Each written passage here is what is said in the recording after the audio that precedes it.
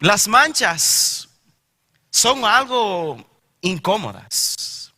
Cuando vemos una mancha en una camisa, pensamos que, mejor no ponerme esta camisa. Cuando vemos una mancha en la calle, en la carretera, pensamos, oye, hay que arreglar esa mancha que está ahí presente. Es como si las manchas son errores. Cuando uno ve una mancha, piensa, eso no debe estar allí. Esa mancha no pertenece en el lugar donde está presente. ¿Será que usted en el pasado has cometido un error que has sentido como una mancha?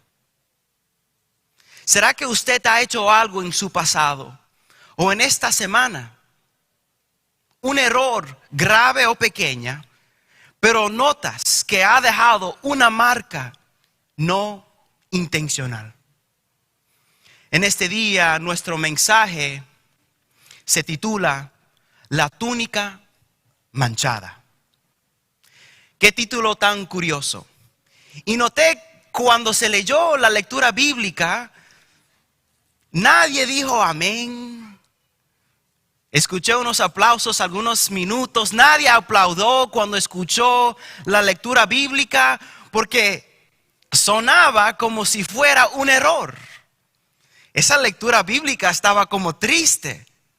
Lo que escuchamos, nosotros pensamos, wow, ¿será que eso fue el versículo que se eligió para leer en el culto en este día?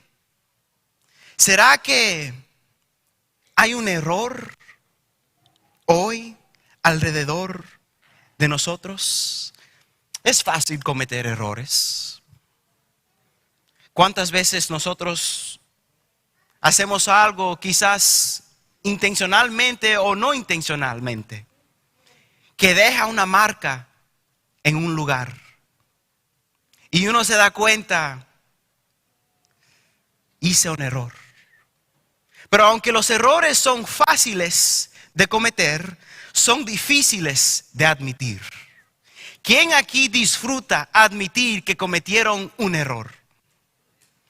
Mi papá tiene un chiste. Cada vez que escucha una canción en el radio, él se pone a cantar.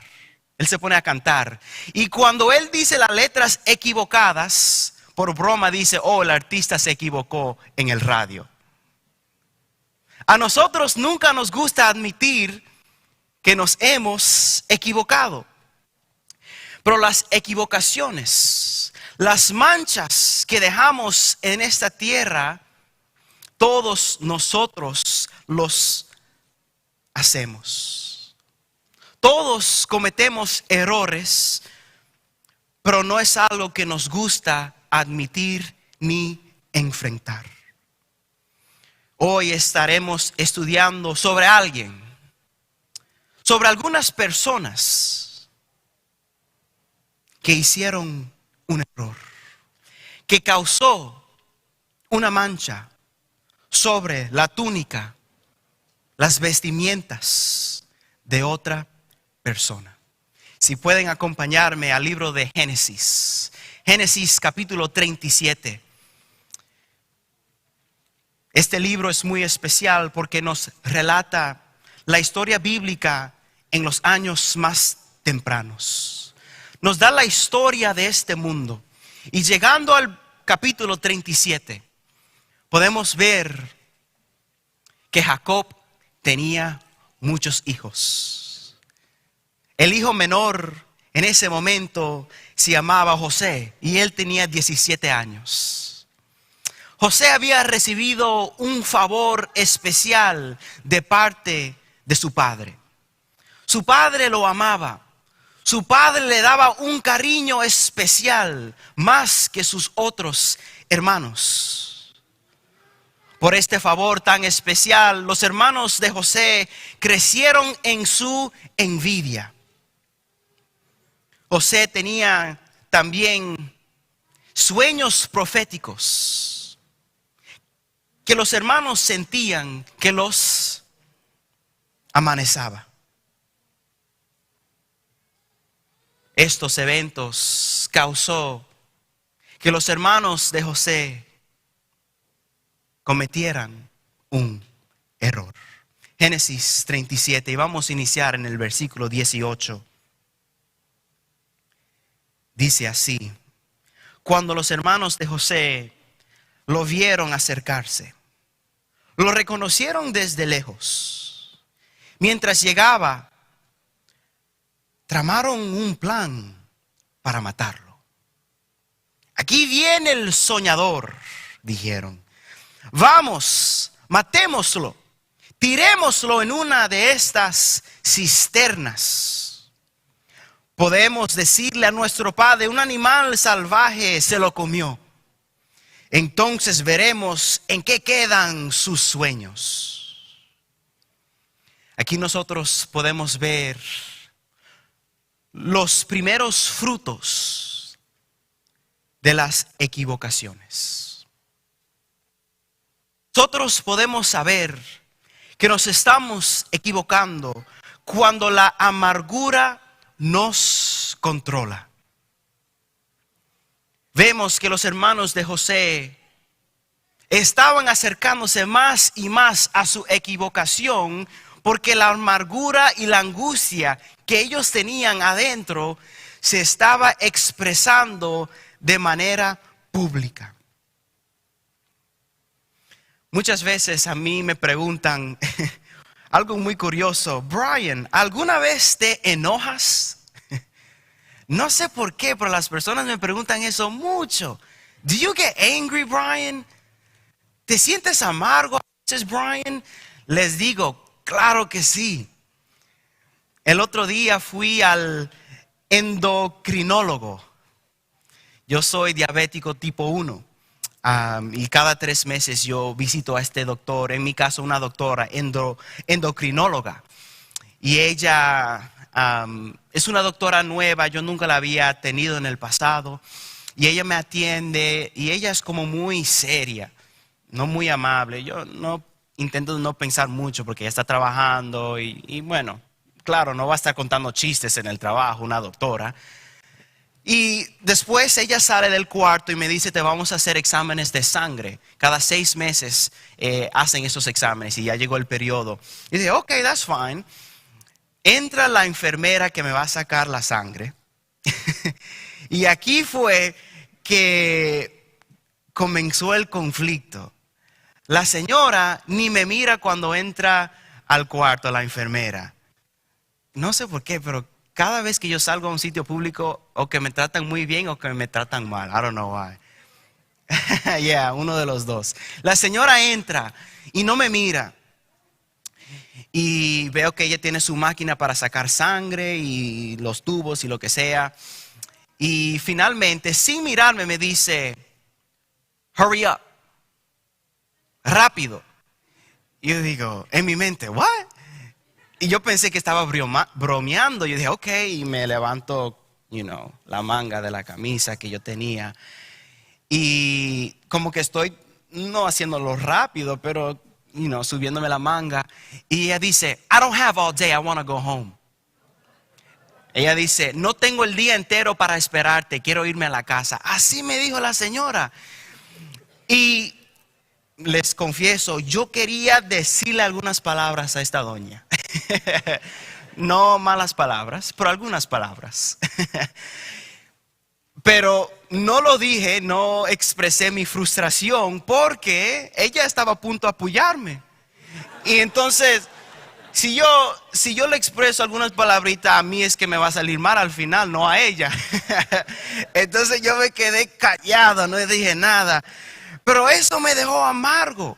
Y les digo, esa historia no termina con una conclusión, con un final feliz. La señora me trató mal y yo me fui a la casa. Y terminó así ese evento. Me quedé amargado. ¿Qué más me amarga? Bueno, cuando me tratan mal, cuando alguien trata a mis amigos, a mi familia mal, cuando hay conductores lentos en la carretera, cuando tengo hambre, cuando veo a la gente discutir, cuando las cosas no salen de mi manera. ¿Será que usted se ha sentido amargo en el pasado? En el presente también. Así es. La amargura en sí mismo no sé si es mala, pero lo malo inicia cuando la amargura nos controla. Los hermanos de José tenían algo aquí adentro que ya no aguantaban lo que sentían, y la amargura se volvió el rey de sus deseos.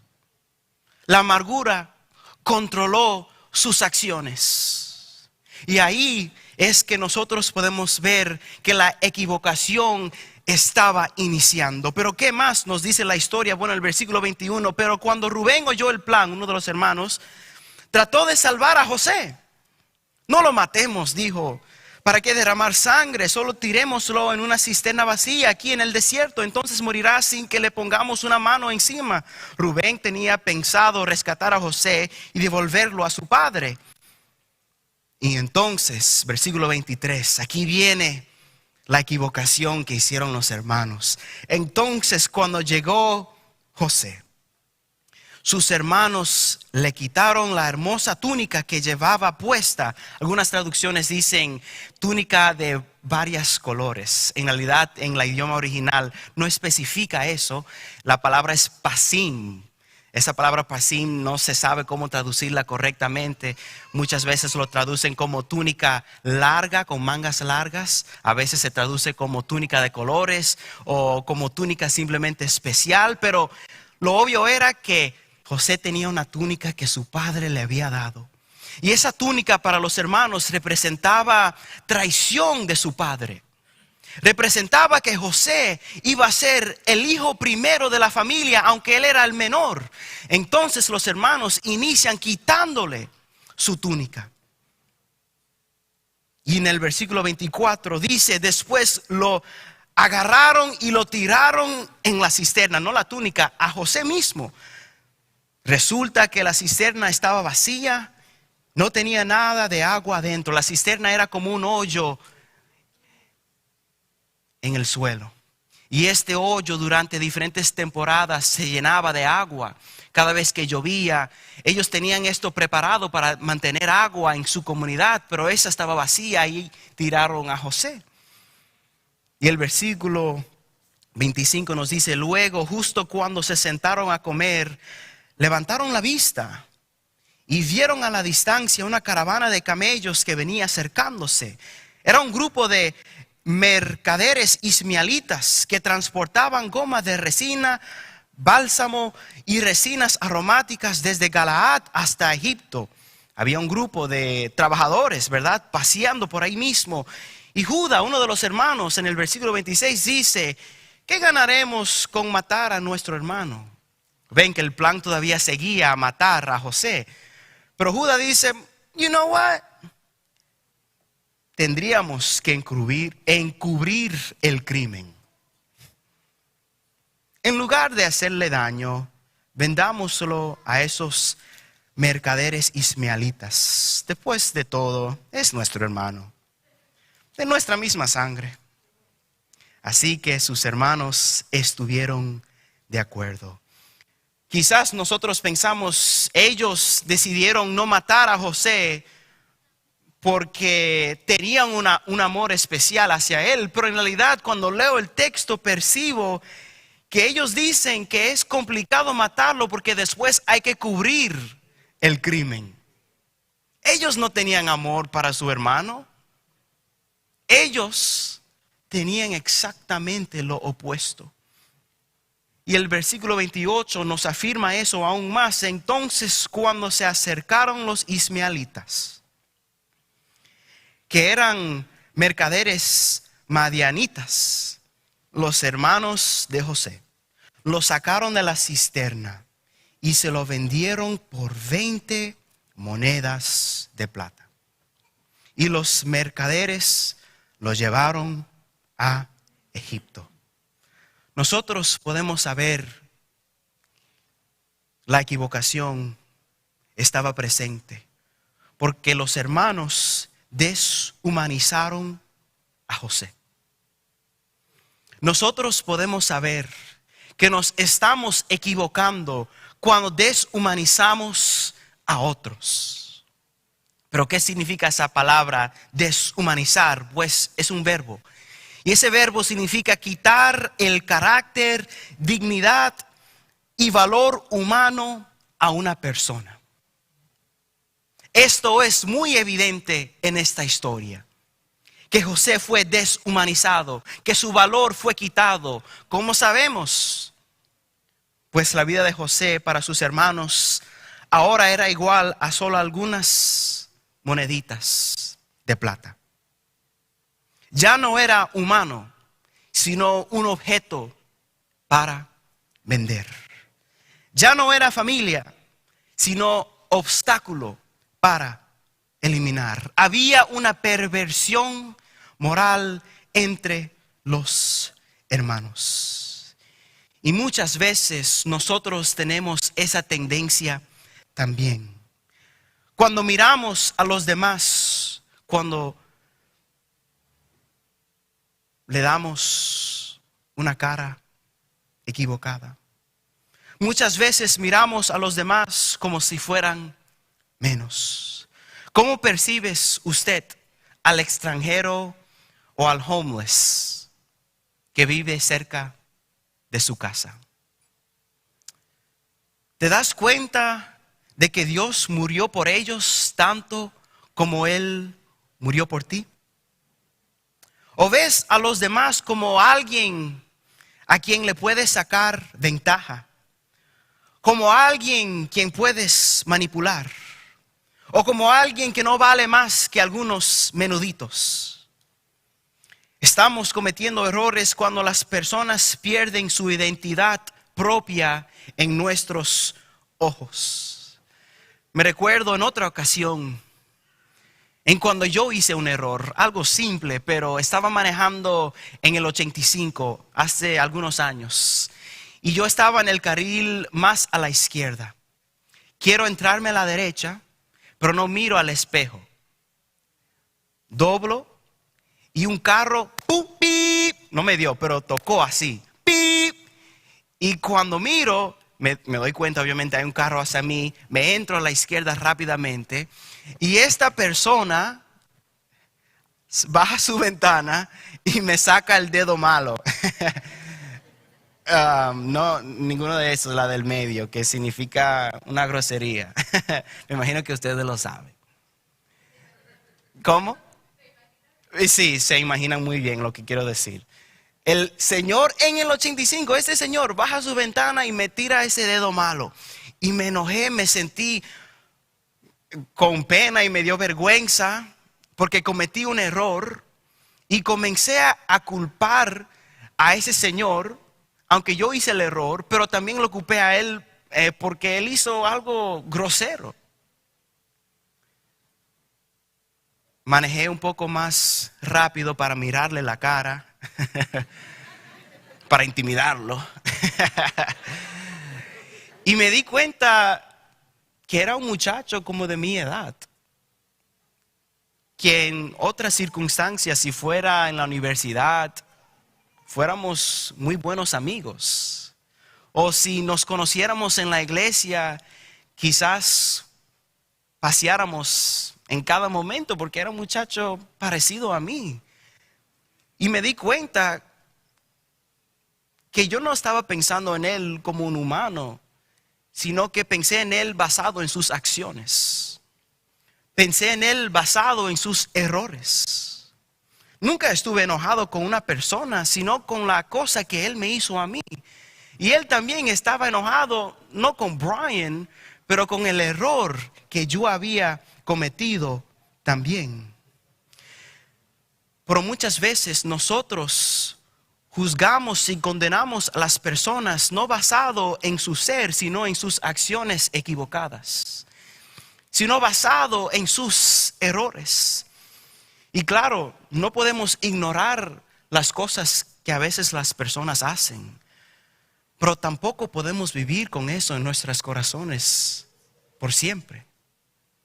Llega un tiempo en donde hay que darnos cuenta que ellos son humanos también. Llega el momento en que hay que darse cuenta, Dios murió por ellos de la misma manera que Él murió por mí.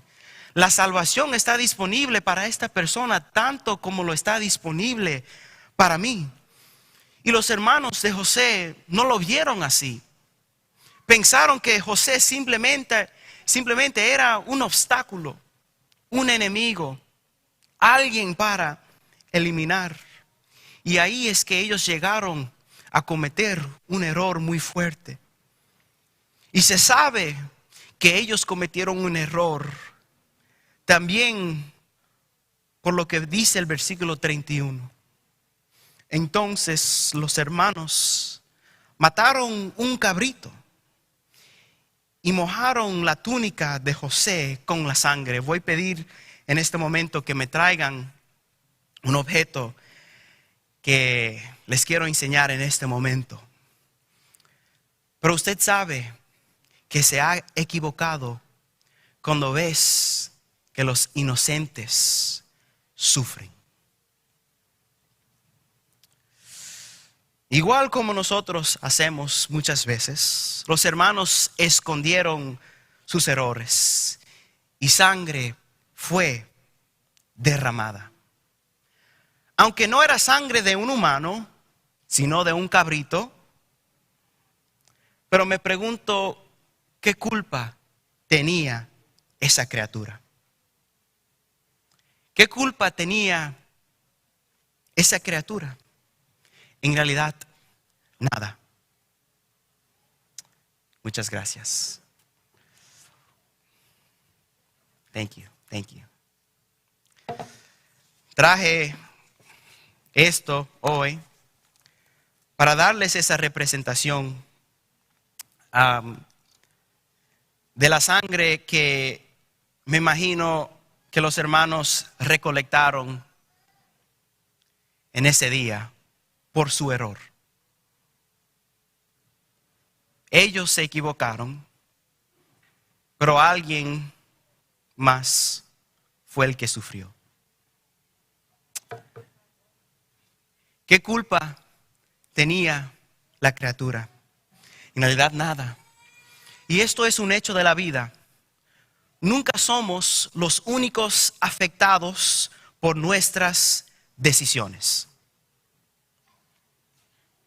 Lo más personal que usted crea que es su decisión, siempre alguien más va a ser afectado también. Quizás de manera positiva, pero quizás también de manera negativa. Cuando un presidente se equivoca, impacta a todos los ciudadanos. Cuando un líder espiritual se equivoca, impacta a toda su iglesia. Cuando un padre se equivoca, impacta a toda su familia. Y cuando sus hijos cometieron un error, Jacob sintió el impacto. Versículo 33, su padre reconoció la túnica inmediatamente. Sí, dijo él, es la túnica de mi hijo. Seguro que algún animal salvaje se lo comió. Sin duda despedazó a José. Muchas películas describen ese evento como si fueran los mismos hermanos quienes estaban presentes con Jacob cuando él analizó la túnica. Pero el versículo 32 nos dice que los hermanos enviaron la túnica a su padre con el siguiente mensaje: mira lo que encontramos, esta túnica no es la de tu hijo. Los hermanos se habían equivocado y no tenían la madurez de llegar a mirar su padre a sus ojos. El viaje desde donde estaban los hermanos hasta donde estaba Jacob era más de 50 millas, más o menos de esta iglesia Statesville. Y ellos consideraron ir a decirle a su padre las noticias. Y cuando Jacob miró esa túnica, voy a pedir que me traigan la túnica en este momento que tengo de ejemplo. Cuando su padre analizó a la túnica, thank you very much, él se dio cuenta que esa túnica no solamente estaba llena de sangre, pero ¿cuáles eran las otras condiciones que Jacob notó? Estaba rota. Y me imagino que con su cuchillo, quizás Judas, quizás uno de los otros hermanos, inició a cortar. Me da pena cortar esto.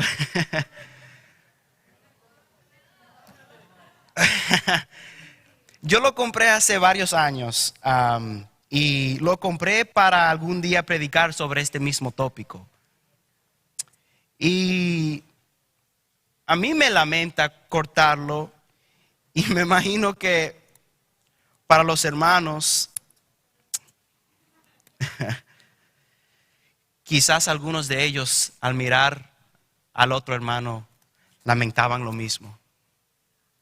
Su papá se lo había preparado con tantos detalles y cariño y ahora simplemente lo estaban cortando. Algo que en un momento era tan perfecto, un símbolo de amor, ahora estaba rota.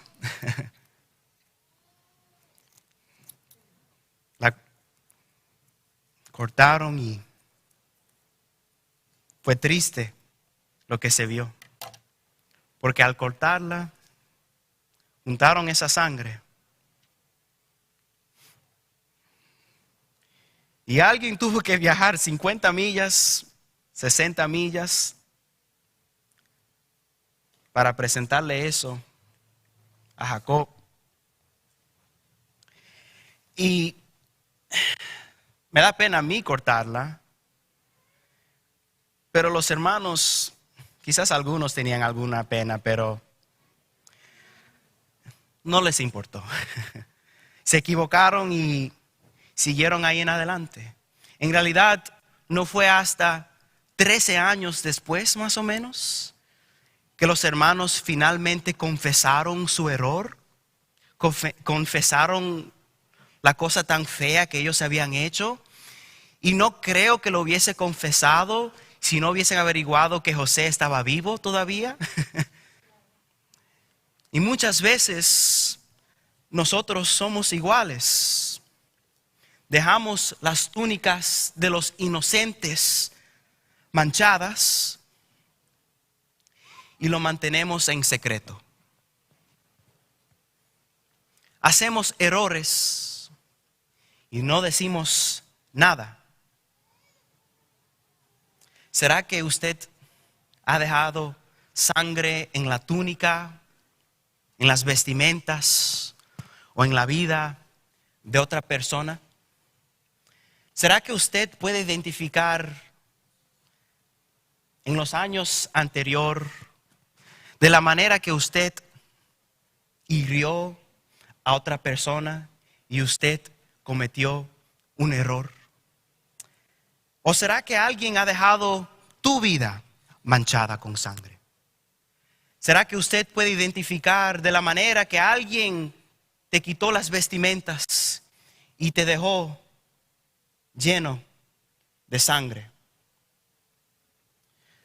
Es fácil criticar lo que hicieron los hermanos, los que hacen los demás. Pero ¿qué tal esto? Les llevo para concluir este mensaje a Romanos. Romanos fue escrito por Pablo, alguien que muy bien conocía la historia de José, alguien que muy bien conocía la manera que el pecado y los errores causan manchas en esta vida. Romanos 3:23 dice, en la Nueva Traducción Viviente dice, pues todos hemos, ¿qué? Pecado. Nadie puede alcanzar la meta gloriosa establecida por Dios. Algunas traducciones dicen, estamos destituidos de la gloria de Dios. Cuando pienso en lo que los hermanos hicieron, me doy cuenta que yo soy muy similar. Aunque no tengo hermano carnal en esta tierra, sí tengo muchos hermanos espirituales. Aunque quizás nunca he causado que alguien derrama sangre, sí he causado que manchas caigan sobre su vida. Este texto nos incluye a todos nosotros. Todos hemos cometido errores. Todos hemos dejado una túnica, una vestimenta o una vida manchada.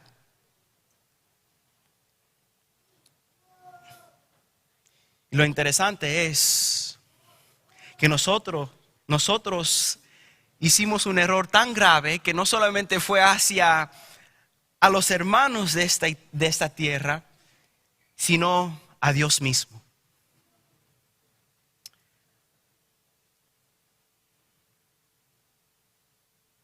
Nosotros causamos que Jesús derrama sangre. Nosotros causamos que sus vestiduras fueran removidas. Nosotros matamos al Cordero. Su dolor fue por nuestros errores. ¿Quién quiere admitir eso?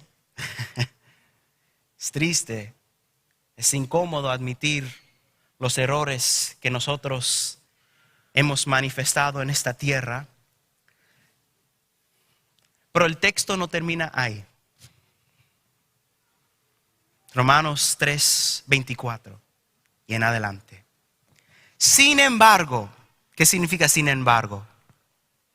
Que aunque algo pasó en el pasado, algo más está pasando en el presente. Sin embargo, en su gracia, Dios gratuitamente nos hace justos a sus ojos por medio de Cristo Jesús, quien nos liberó del castigo de nuestros pecados. Versículo 25, pues Dios ofreció a Jesús como el sacrificio por el pecado. Las personas son declaradas justas a los ojos de Dios cuando creen que Jesús sacrificó su vida al derramar su ¿qué? Su sangre. La sangre que los hermanos de José habían producido inicialmente fue derramada por propósitos incorrectas. Pero al final, José fue la persona que trajo el auxilio necesario a sus hermanos. Si José no hubiese pasado por eso, nunca hubiese podido proveer lo bueno. De la misma manera, la sangre de Jesús fue derramada por razones feas, porque nosotros cometemos errores, porque nosotros somos pecadores. Pero esa misma sangre es la sangre que nos pone en la posición correcta, alante de nuestro Padre Dios. La sangre derramada, los errores cometidos pueden ser cubiertas por la gracia de Dios. Quizás hoy usted se siente un poco culpable. Te digo que Jesús tomó tus manchas y te dio misericordia. Quizás usted sabe muy bien que has cometido errores o has condenado a otra persona por cometer errores. Les digo que Jesús trabaja de otra manera. Él quiere que nosotros cambiemos. Él quiere que nosotros salgamos de una vida llena de errores. Pero también Él quiere que tú recibes el perdón eterno. El perdón por tus pecados. El perdón por tus errores. Quizás usted ha dejado una túnica manchada en su vida. Le digo que Jesús te lo puede limpiar. Te invito hoy a ir a Jesús. Quizás no todos te van a perdonar por los errores que has cometido, pero nunca pienses que Jesús no quiera que vuelvas a Él. Espero que usted, aquí en adelante, siempre le da gracias a Cristo Jesús por voluntariamente derramar su sangre. Espero que todos los días usted se dé cuenta, aunque nosotros somos pecadores, la gracia de Dios es suficiente para cubrir y limpiarte. Si es tu deseo experimentar la gracia y misericordia de Dios, te invito en este momento a orar conmigo para concluir. Dios, te damos muchas gracias por quien tú eres. Este sermón hoy quizás fue un poco incómodo. Quizás las ilustraciones fueron muy serias. Pero lo que tú hiciste por nosotros fue algo incómodo y serio para ti. Y te damos gracias porque lo hiciste con todo el amor posible. Aunque notaste nuestras faltas y nuestros errores, aunque sangre fue derramada, lo hiciste con tanto amor y cariño. Nosotros somos los hermanos de Cristo, quienes le removimos sus ropas, quienes los vimos como menos como humano, quienes hicimos que Él muriera. Pero Dios, te damos gracias porque tú no eres como nosotros, porque tú nos miras con gracia y misericordia. Cuando estamos manchados, tú tienes el poder de limpiarnos. Pido que cada uno de nosotros pueda experimentar lo que tú tienes para ofrecer. Una vida nueva en tu Hijo Cristo Jesús. Pido bendición sobre cada hermano presente físicamente y virtual. Que nosotros abandonemos la vida de errores y perseguimos una vida de gracias, de amor y de compasión al prójimo. Pedimos todo esto en el nombre de Cristo Jesús. Amén.